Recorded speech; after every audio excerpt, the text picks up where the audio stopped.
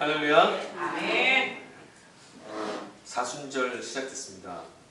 지난 수요일, 제2수요일을 시작으로 사순절 첫 번째 주를 맞이하였고, 이제 우리는 죽음이라고 하는 공포와 두려움 속에 파묻혀 사는 것이 아니라 부활하신 예수 그리스도를 바라보며 새로운 소망, 하나님이 이루실 소망을 바라보며 이 기간을 함께 보낼 것입니다. 아멘. 여러분, 사순절의 지향점은 바로 골고다에 세워져 있는 십자가입니다.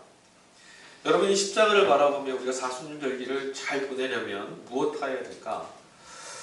인류를 구원하시기 위해서 이 땅에 오셨던 예수 그리스도께서 마침내 하나님의 구원을 완성시키셨던 이 십자가를 여러분 기억하시고 묵상하시고, 다시금 우리의 걸음이 하나님이 세우신 구원의 길, 자기를 부인하고 주님의 은총과 구원을 바라보는 십자가를 향하여서 삶의 방향과 길을 맞추는 것, 이것이 이 사순절을 복되게 보내는, 사순절을 합당하게 보내는 길이라고 믿습니다. 여러분, 우리가 이 사순절을, 십자가를 초점을 맞추고 하나님의 구원에 의지하며 보내게 되면 사순절 끝에 우리 부활절, 하나님이 우리에게 얼마나 크고 얼마나 좋으신 분인지 우리 만입을 가지고 찬양하게 될 것입니다. 2000년 전에 예수님께서 이사야 선지자를 통해서 하나님이 약속하셨던 고난당하는 메시아를 통한 구원을 예수님께서 2000년 전에 성취하셨죠. 하나님 선지자들을 통해서 말씀하셨던 구원, 그것을 예수님이 직접 이루어내셨습니다.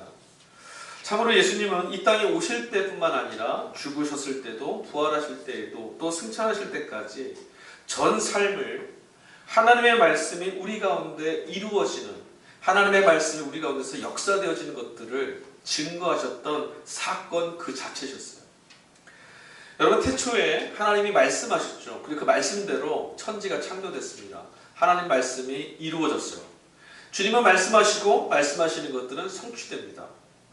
인류 구원도 마찬가지였습니다. 2000년 전에 말씀이셨던 예수 그리스도께서 이 땅에 오셨을 때 그리스도 예수님 안에서 하나님의 구원의 약속은 완성되고 성취됐습니다. 여러분, 우리는 이 말씀의 성취, 하나님은 말씀하시고 그 말씀 가운데 이루어졌다, 이런 사건들을 신학적인 용어로 성육신 혹은 말씀의 육화라고 이렇게 말합니다. 하나님의 말씀이 우리가 하는 말처럼 입으로 나왔다 사라지는 것이 아니라 반드시 이루어지고 성취되어진다라고 하는 고백이에요. 아멘. 여러분, 말씀의 육화라는 것, 성육신이라는 것은 2000년에 예수님 안에서 완성되고 이루어졌지만 그것으로 끝나는 것이 아닙니다. 오늘 우리는 이 주일에 하나님 말씀을 같이 낭독했습니다. 낭독한 이 말씀은 우리의 입술에서 퍼져나와서 허공 중에 사라지는 것이 아니라 우리가 낭독하고 선언하는 이 말씀이 저와 여러분의 이 문을 열고 나가는 삶의 자리에서도 그대로 성취되어지는 것, 이것이 말씀이 육화되는 것이고 성육신하신 예수를 믿는 사람들의 삶이 되는 거예요. 오늘 사순절 첫 번째 주일 성설과 본문을 통해서 우리는 성취되어지는 하나님의 말씀에 대해서 함께 살펴볼 것입니다. 그리고 그 말씀이 하나님이 우리에게 말씀하시면 그 말씀이 반드시 이루어진다는 것을 우리 예수님의 흔적을 통해서 다시 한번 확인해 볼 수 있기를 소망합니다. 예수님께서 죽으셨던 것, 아무래도 사순절의 초점은 십자가니까요. 예수님께서 죽으셨던 그 사건, 예수님의 십자가를 통해서 이루어 놓으셨던 그 구원이 나의 구원이 되는 것, 그것이 성경의 이야기 아니겠어요? 2000년 전에 예수님이 하나님의 구원을 완성하시고 육화시켰다 하더라도 다른 모든 사람이 다 구원받아도 내가 구원받지 않으면 나하고는 전혀 상관없는 얘기죠. 하나님의 말씀이 육화되려면, 성취되려면 그 모든 사건들 중에서 내 안에서, 나의 삶 안에서 하나님의 말씀이 성취됨을 우리는 봐야 되고 경험해야 돼요. 저 사람 저쪽 어떤 교회의 어떤 김 집사님에게, 어떤 마을에 있는 최 권사님에게 말씀이 성취됐대, 할렐루야, 대단해. 그건 우리하고 아무 상관없어요. 그 말씀이 거기서 성취되었지. 그렇게 역사하신 하나님이 내 삶에도 동일하게 일을 하셨어. 이게 우리 안에서 고백되어야 된다는 거예요. 여러분, 이 안산에서 서울까지 도로가 하나 새로 개설됐다고 한번 생각해 보자고요. 도로가 하나 새로 개설됐어요. 이것하고, 이 사실 우리가 뉴스를 통해서 접했어요. 그것과 내가 오늘 안산에서 서울까지 어떻게 갈 것이냐, 이건 전혀 다른 문제예요. 길이 거기 뚫려 있어도 내가 그 길을 안 가면 그건 나하고는 아무 상관없는 길이죠. 제가 이 내비게이션 이렇게 운전하다 보면 가끔가다 막 달리고다 목적지에 왔는데 이게 좀 안 좋은 게 있어요. 뭐냐면 내비만 보다 보니까 내가 지금 어떤 길로 왔는지 모를 때가 있어요. 그래서 막 달리다 보면 여긴 뭐 어디지? 한 번도 본 적이 없는 거예요. 나중에 보니까 도로가 새로 뚫렸대요.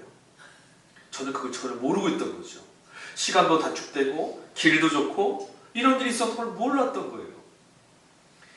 내가 이제 그 길을 걷고 나니까 그 전에 공사를 했던 안 했던 새로 도로가 뚫렸던 안 뚫렸던 이제 나에게 여기에 도로가 있어. 이 길은 저기까지 인도하는 좋은 길이야. 나도 사실이 된 거죠. 여러분 우리 안에도 하나님의 말씀 우리가 듣고 보고 읽고 묵상한 이 말씀이 들려오신 말씀이 저와 여러분의 이 삶 가운데서 성취되어지고 이루어지고 하나님이 역사하시는 것들이라고 우리가 같이 고백할 수 있는 그런 믿음의 역사가 반드시 있어야 될 줄로 믿습니다. 그래야만 하나님의 말씀은 오늘 살아있는 게 되거든요.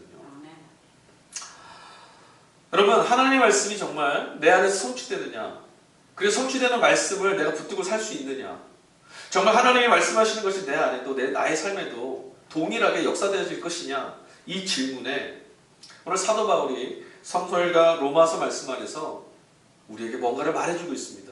10절 말씀 10절에 이렇게 말하고 있어요. 사도 바울의 오늘 본문 말씀 텍스트의 주제이기도 한 핵심인데, 사람의 마음으로 믿어 의에 이르고 입으로 시인해서 구원에 이르느니라. 아멘. 아멘이죠. 예, 마음으로 믿어서 의에 이르고 입으로 시인하여서 구원에 이른다. 근데 여러분 한번 생각해 보세요. 바울이 썼던 이 로마서는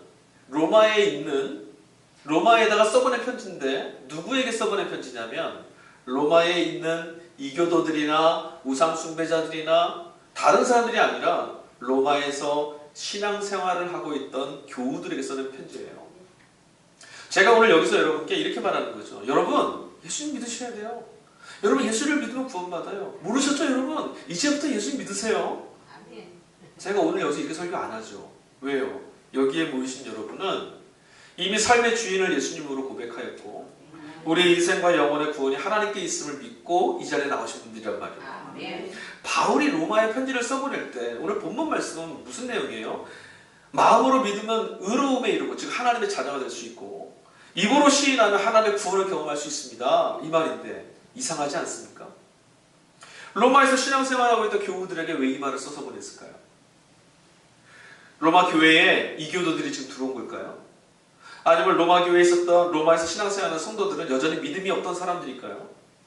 여전히 예수님에 관한 소문을 듣고 모이긴 했지만 예수님이 누구신지 하나님이 누구신지 전혀 모르는 사람들이었을까요? 도대체 바울은 이 편지를 왜 썼을까요? 우리 여기 질문해 봐야 돼요. 오늘 본문 속에서 예수님을 믿음으로 얻는 구원의 지평이 도대체 어디냐? 무엇이냐? 우리 질문해 봐야 되는 거죠. 바울이 오늘 우리에게 똑같은 편지를 쓴 거예요. 사랑하는 교회 여러분, 마음으로 믿으십시오. 그러면 의로움에 이릅니다. 그리고 여러분 입으로 시인하십시오. 그럼 구원받습니다. 바울이 이 말을 왜 했냐는 거예요. 우리 중에 누구도 우리가 믿음으로 고백하였을 때 구원받는다 사실을 모르는 사람은 없어요. 그렇죠? 근데 바울이 왜 이 말을 했을까요? 여러분 예수님을 통해서 하나님의 구원이라고 하는 우리는 복음을 듣고 예수를 믿기로 결심한 이후에 그 이후에도 여전히 우리는 이 삶에 살고 있습니다. 우리가 살고 있는 이 세상은요, 세속의 권세와 성공의 신화가 가득한 2000년 전의 로마와도 같은 그런 세상이에요. 그 한복판을 우리는 살고 있습니다. 주일이 오기까지 우리가 살아내야 했던 세상은 하나님 나라가 아닙니다. 주일이 오기까지 우리가 이 절에 들어와서 예배하기 전까지 우리가 지내왔던 그곳은 하나님의 통치가 발견되지 않는 것 같은 그런 세상이었어요. 2000년 전에 로마를 한번 연상해 보세요. 황제가 다스리고 있는 땅. 그곳에서 예수를 믿고 있는 교우들에게 바울이 편지를 씁니다. 화려한 도시, 매력적인 도시, 성공을 이야기하지는 그 신화의 도시, 그 로마 한복판에서 예수를 선택한 믿음의 교우들은 헐벗고 굶주리고 상처받고 제국의 폭력이나 위협에 눌려서 살아가야 했습니다. 질병이나 공포가 찾아오기도 했어요. 보호받지 못합니다. 어쩌면 오늘 우리들의 상황하고 똑같아요. 세상 속에서 세상의 문명이 발달하고 화려하다고 말하는 이 시대이지만 예수를 주로 믿는 우리에게 세상은 여전히 낯설기만 한 거죠.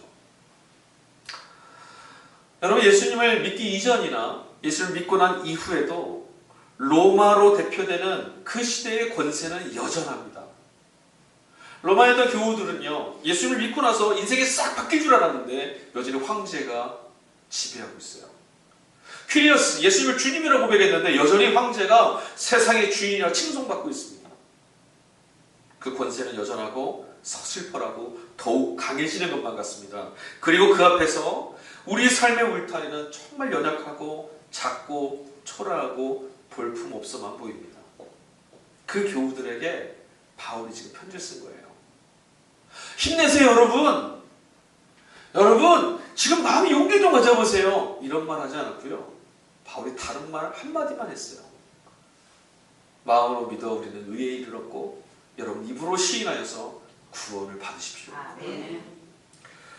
성경을 딱 피면요, 대결의 장면들이 많이 나와요. 특별히 성경은 항상 구약부터 신약까지 마지막 종말의 날 계시록까지 보면 늘상 싸움이 계속돼요. 갈등이 계속되고 다툼이 계속되고 치열한 전쟁이 계속됩니다. 그것을 우리 보게 돼요. 특별히 성경 안에서 대립되고 있는 세력이 뭐냐면 가치관과 세계관의 대립이에요. 구약성경을 우리가 읽으면 구약성경 페이지가 두껍잖아요. 구약성경 전체를 아우러서 믿음의 사람들이었던 이스라엘 백성들이 하나님을 믿고 하나님의 백성으로 살아가는데 항상 치열하게 그 반대편에 서서 그들의 삶을 붙잡았던 권세가 있었어요. 그게 뭔지 아세요? 바알이었습니다. 바알. 구약성경에서 만나는 하나님을 믿는다고 할 때 그 반대편에서 그들의 걸음을 붙잡고 있던 것은 바알이었어요. 늘 갈등이었죠. 바알의 이름은 풍요입니다. 풍요로움, 그 넉넉함이 하나님을 믿고 따라가는 길 앞에서 그들을 손짓하고 그들을 끌고 갔었고 그 안에서 그들은 선택해야만 했어요. 하나님을 믿고 사는 길이 맞다라고 선택해야 됐던 거죠. 신약으로 넘어오면 예수님이 설교하실 때마다 등장하는 신약의 교회와 성도들의 가치관, 그들의 믿음의 길을 가로막고 그들을 유혹하고 절망시키는 세력이 있습니다. 만몬입니다. 만몬의 정의는 부유함입니다. 그리고 오늘 이 시대에 재물로 돈으로 상징되는 만몬은 여전히 기승을 부리고 있고 예수님을 주로 믿기로 결단하고 살아가는 우리들에게도 여전히 로마 황제가 지배했던 그 땅에 살던 로마 교우들처럼 여전히 우리에게 예수님이 주인이 아니다라고 말하는 만몬이 도사리고 있어요. 우리가 살아왔던 지난 시간 한번 돌아보십시오. 여러분 일주일간 월화수목금토 기억해 보십시오. 여러분 안에서, 여러분의 주변에서 혹은 우리의 심령 안에서 예수님이 주인이셔라는 음성이 더 크게 들렸습니까? 아니면 세상은 여전히 예수님이 아닌 다른 것이 주인이야 라는 음성이 들려왔습니까? 우리의 눈에 보여졌던 것들은 다 예수님이 아닌 만몬이었어요. 만몬의 화신인 돈이 지배하는 세상을 우리는 살고 있습니다. 예수님을 믿고도 여전히 로마에서 발견됐던 주인은 황제였던 그 로마 교우들처럼 우리는 예수님을 믿고 있지만 우리 안에 예수님이 주인으로 찾아오셨지만 여전히 세상 안에서 우리가 보는 주인은 만몬이에요. 구약시대에 바알을 하나님 대신에 선택한 사람들이 있었어요. 그리고 성경 안에는 그럼에도 불구하고 하나님의 길을 선택했던 사람들의 이야기도 등장합니다. 신약시대도 마찬가지입니다. 재물을 이야기해주는 만몬, 세상을 지배하고 호위하는 것 같은 그 만몬을 선택한 사람들도 있었지만 헐벗음과 굶주림, 고통의 자리에서도 여전히 예수의 길을 선택한 사람들이 있었습니다. 오늘도 마찬가지죠. 근데 여러분, 하나님을 선택한다는 것은 실제적인 문제예요. 그냥 관념상에 나중에 이 다음에 천국 갈 거니까 지금 여기다 꼭꼭 감춰두고 나 예수 믿는 거야 넘겨두고 사는 것이 아니라 저문을 열고 나가자마자 우리에게 늘 도전되는 게 뭐냐면 너 누구를 믿을 거야? 너 누구를 주인으로 삼을 거야? 하는 질문이 다가온다는 거예요. 한 주간의 삶을 잘 분석해 보십시오. 우리가 생각 없이 익숙하게 그냥 지나왔지만 언제나 선택의 자리에서 우리에게 외침이 들려와요. 자, 여기서 너는 뭘 선택할래? 자, 여기서 너의 주인은 누구니? 들려오지 않았었던가요? 여러분 실제 우리의 일상에서 부딪히는 이런 세계관의 전쟁과 충돌, 갈등, 이 갈등이 잘 보이는 사람일수록 아주 첨예하게 대립되는 이 가치관 안에서 너무 힘들죠. 때로는 실족하기도 하고 때로는 넘어지기도 합니다. 넘어지지 않았어도 점점 자신도 없고 용기도 사라지고, 아니 예수님 안에서 이루어지는 하나님의 구원에 대해서도 점점 믿음이 옅어지고 지워져 가는 것 같은 아픔이 찾아올 때도 있어요. 여러분, 예수님은 우리의 구원이십니다. 예수님은 우리 신앙의 영역뿐만 아니라 우리들 모두의 삶의 영역 안에 어떤 것도 예외 없이 주님은 우리의 구원이셔야 돼요. 예수 그리스도는 이 땅에 오셨을 때, 하나님의 구원으로 오셨을 때 신앙의 어떤 영역 한 곳에서 우리의 구원이 되기 위해서 오신 게 아니에요. 우리가 이 땅에 살아가는 모든 영역 안에 우리에게 주인이라 말하는 모든 권세와 세력 앞에서 우리를 구원해 주시기 위해서 찾아오셨어요. 여러분, 그 말은 오늘 저와 여러분이 살아가고 있는 오늘 이 일상 모든 삶의 영역 안에 예수님이 우리의 주인으로, 구원자로, 그리스도로 고백되어져야만 하는 그런 삶이 있다는 거예요. 어렵죠. 구원, 하나님이 우리의 구원이시다, 예수님이 우리의 구원이시다 고백한다는 것 굉장히 어렵습니다. 그런 삶이 있다는 겁니다. 그건 뭐예요? 내가 구원이라고 말하는 세력이 여전히 있다는 거예요. 그러면 도대체 어떻게 해야 될까? 갈등과 투쟁의 장에서 세계관이 막 갈등하고 있을 때, 현실은 이런 주인이 저 권좌에 올라와 있을 때, 로마의 황제가 저 높은 보좌에서 예수님은 보이지도 않는 그 보좌 위에서 내가 주인이라고 호령하고 세상의 모든 사람이 그 앞에서 절하고 있을 때, 그때 주님은 나의 구원이시다라고 어떻게 고백할 수 있을까? 어떻게 주님을 붙들고 살 수 있을까? 아니, 그렇게 붙드는 것뿐만 아니라 예수 믿고 그 구원의 기쁨을 어떻게 누리고 살 수 있을까? 이게 질문이죠. 여러분, 구원을요, 오해하지 마세요. 주님 안에 있는 구원은요, 제가 지지난주에도 설교했던 것 같은데, 그냥 자신의 모든 감정을 부정하고 실제로 무척 괴롭고 슬프고 처참한데도 아니야, 나는 여기 있어, 나는 주님을 믿어, 나는 행복해 말하는 게 아니에요. 예수를 믿고 구원받는다는 것은 모든 억압으로부터 건져내는 사건이거든요. 그러면 행복해야 되는 거예요. 핍박으로부터 안전한 곳으로 옮겨지는 것이고, 절망의 자리에서 전능하신 하나님이 열어가시는 소망의 길로 나가는 거예요. 그런 기쁜 일이어야 되는 거죠. 기쁜 일이어야 돼요.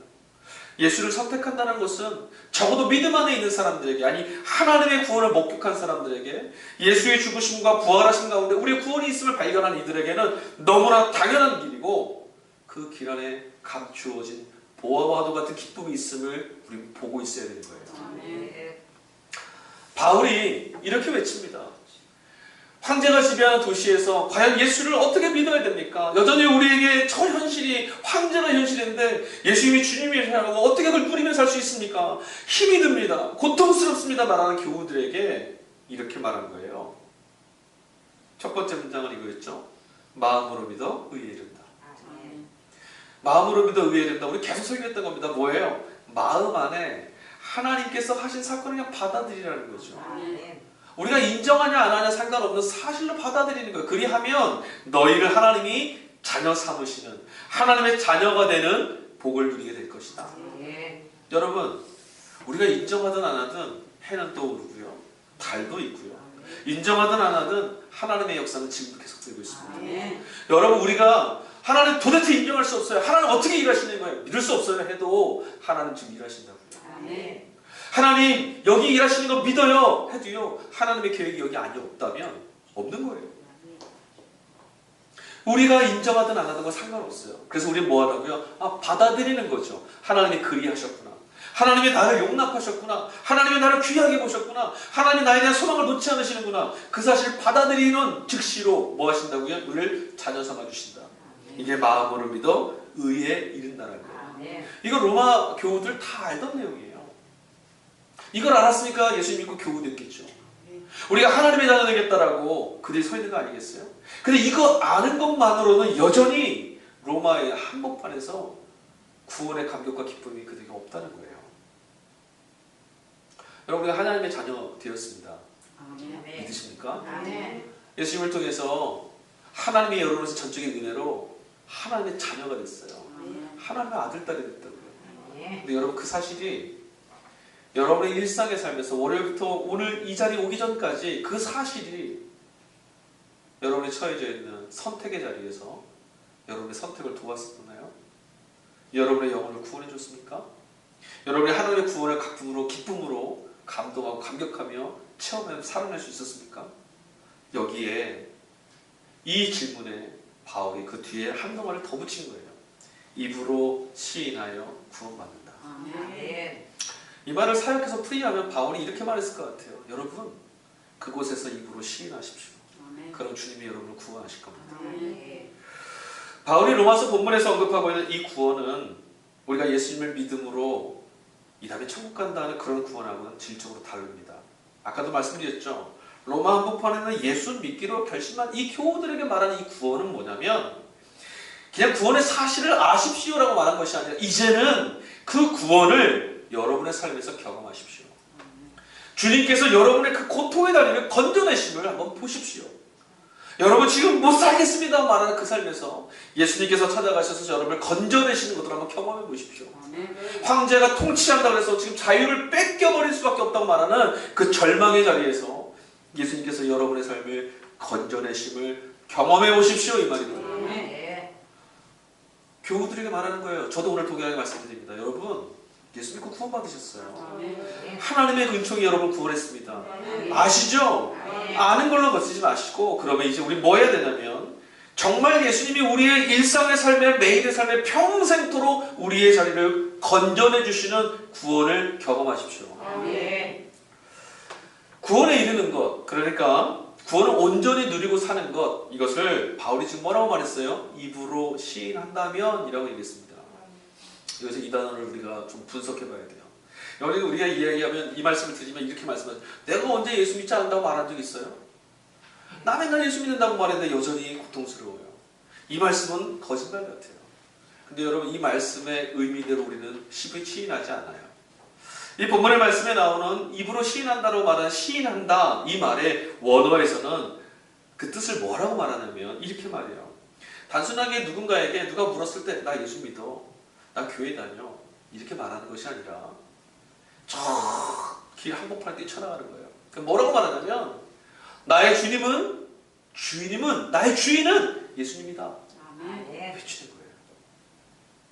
여러분 목에다 팻말 하나 써붙이고요.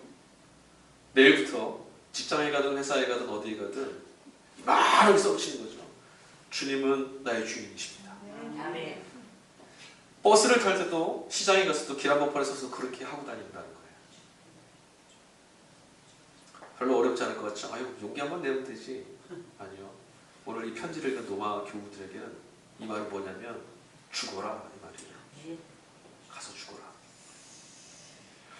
로마에는 주인이 있어요. 황제입니다. 온 땅의 주인이에요. 실제로 이 시대 당시에 발견된 문서들을 보면 우리가 오늘 사도신경이나 성경에서 신앙 고백하는 그 고백을 황제가 똑같이 해요. 하나님의 아들인 황제. 죽은